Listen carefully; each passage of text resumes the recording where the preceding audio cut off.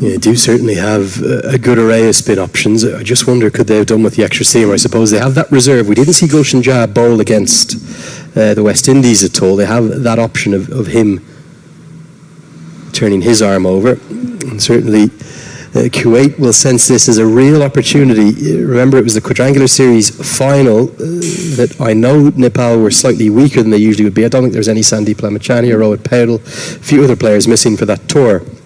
But they did get the better of Nepal in a thrilling final there in Hong Kong. Yes, the batter who scored around 80 odd runs, Bashir Ahmed, is not in the squad for this qualifier.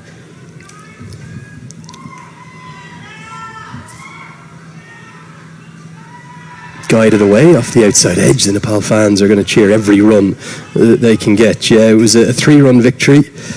Sandra Rowan was in the runs that day. The quadrangular series played out between Nepal, Kuwait, Hong Kong and Qatar.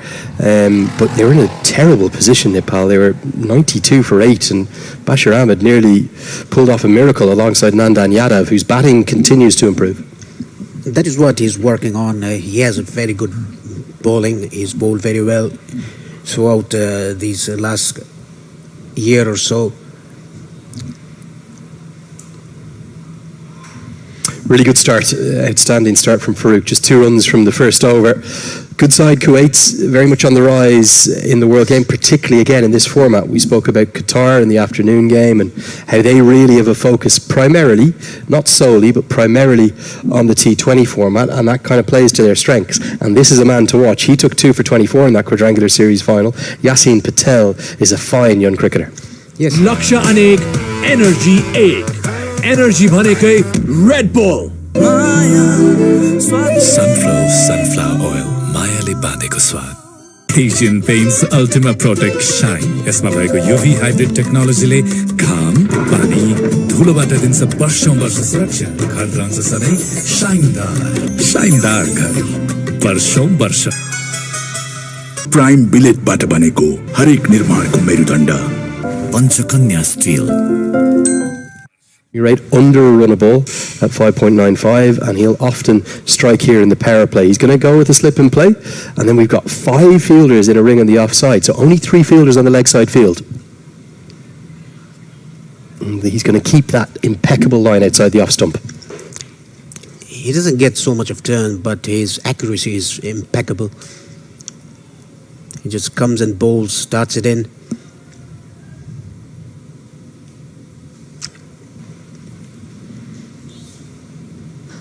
You see that field there. It's rare you'll see a spin bowler bowl to a 6-3 field. Some seamers can do it, particularly away swing bowlers with that control. But what both batters, both right-handers will consider doing is stepping outside the off stump and unleashing either the sweep or the slog sweep to exploit that leg side. Obviously we'll get a single down there. 3 fielders on the leg side, deep mid wicket, long on, and then a short fine leg. So every single field of the offside's up in the circle, including the slip. Yes, because he doesn't get that turn. He's just bowling with the arm, the ball getting into the right-hander. That is why the field is set. Now the slips has been taken off, is into short mid. Slight change in approach, I suppose, for the 2 batters. They know that Kushal Patel is probably someone who prefers the sweep shot a little more than Asif Sheikh. But a good start this from Kuwait. I think a big toss to win. Both sides wanted to bowl. That's what Rohit Paudel said at the toss. And all of these dots in the power play will help build up the pressure. This is what Nepal doesn't want, dot balls in the first 6 overs. There is that sweep, yeah. He enjoys that shot. You would suspect for Nepal, with the depth of their batting, they'll want these 2 to attack in the power play. They should attack because their only 2 fielders are allowed outside the 30-yard circle in the first 6 overs. So they might take a risk and attack in the first 6 overs. But Yasin Patel, as we said, he's a very canny bowler. Inside edge, that could have gone anywhere. And a fantastic start from Kuwait continues. Only 4 runs from the first 2 overs. Nepal, 4 for none.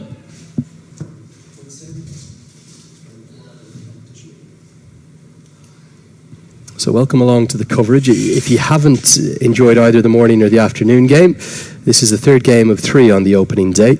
And we'll just try and explain the structure a little bit to you. 9 teams are coming together across 21 matches here in the beautiful Sultanate of Oman. They're separated into 3 groups of 3. We're here in Group B. The first action coming from Group B. We saw Group A action with the UAE, the tournament's leading ranked side, just about doing enough over Qatar. Oman beat Samoa this morning.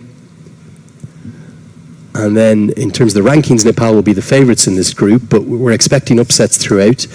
It's important to get off to a good start because you'll carry your result through against the other side that qualifies.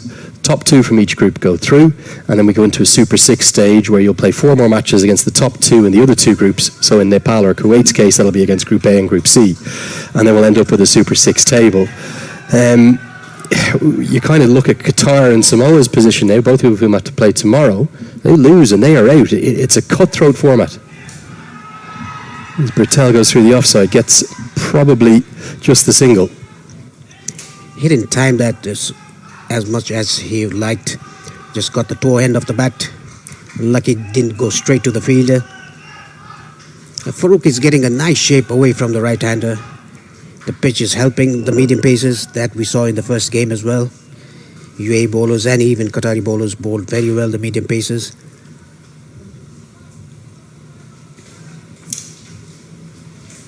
Slip continues in place. That's Rajiv Sandarawan. As the short ball hits him right in front, and that's going to be given. Rashid Riaz had no hesitation at all, and Farouk gets good reward for a fine start with the ball.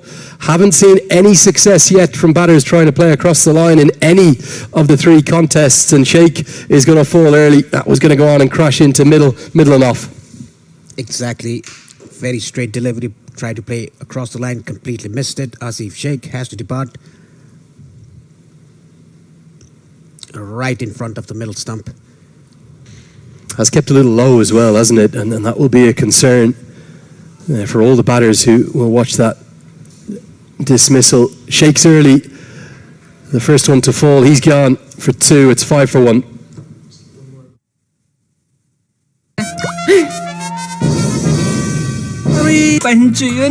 Nepal top को विकल्प छैन आजको जमानाको भरपर्दो pipe Nepal top सब ठीकठाक लक्ष्य अनेक energy 1 energy भनेकै रेड बुल अब होटल बुकिङ पनि यी सेवाबाट यति कार्पेट किन्दा कार्पेटको पछाडि यतिको लोगो हेर्न नबिर्सिनु होला यति carpet कार्पेटको Shahenshah Seems to take it in a very graceful manner. But he identified very much in the build-up to that West Indies series that whilst that was a glamorous occasion, that inaugural Unity Cup, that this was the big focus, qualifying for the World Cup again. As the outside edge is beaten, I think he's just played inside the line of it. And I think he and all of his teammates, even Stuart Law, the head coach, will admit that they will not come to this qualifier expecting to qualify easily. There's going to be many tough games, and Kuwait are proving that already. Yes, that's very good channel by Farouk. Bowling outside the off stump, outside the off stump, ball swinging away from the right-hander. Rohit Paudel playing inside the line of the ball. Yeah, special night for Paudel as well, with it being his 50th match as captain of the nation. He's captained his country in this format more than anyone. Paris Khadka in second with 27. Lamachani 18, Gyanendra Malla 12, dating all the way back to that first T20I in the T20 World Cup back in 2014 up in Bangladesh. Gully now comes into place. That's how extravagant the movement has been. He's got a good record too, doesn't he? Only lost 18 of those 50 matches and plenty of wins in there. He's a fine young leader. He is a very fine young leader. And talking about Kuwait, this is what they should do. Nepal already 1 down in the 3rd over. Just 5 runs on the board. There's a slip and a gully. Good attacking field for the outswinger. They're really impressed with the start from Kuwait.